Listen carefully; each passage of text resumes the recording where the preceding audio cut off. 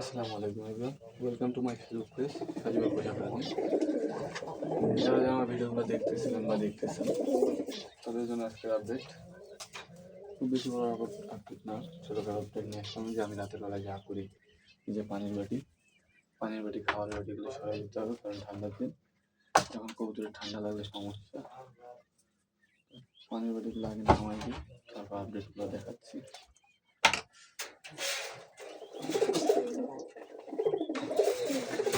আসলে আপডেট বলতে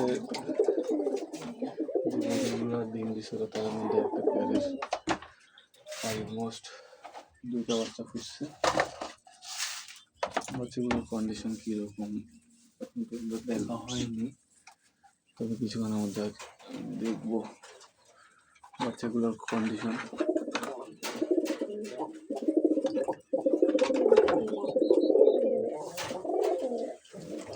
প্রিন্স পাখিগুলো ডিম দিছে, ডিমের অবস্থা কীরকম সেটাও জানি না, সেটাও চেক করা হয়নি এখন পর্যন্ত, সেটাও চেক করবো। বাট প্রিন্স পাখিকে আসলে বেশি ডিস্টার্ব করা যায় না, যদি আপনি বেশি ডিস্টার্ব করেন তাহলে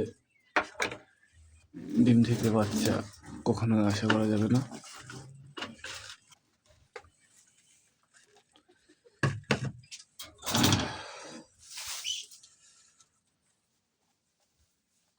আমার যে কৌতুকগুলো বাচ্চা ফুটছে সেই কৌতুকগুলো দেখাবো, ঠিক আছে? চলুন ভিডিওটা শুরু করি। এই কৌতুকটা সব থেকে প্রথমে ডিম দিছিল, এই কৌতুকটাই বাচ্চা দিছে, যে এখন ডিমের খোঁজা পড়ে আছে। বাচ্চাগুলো দেখি অবস্থা।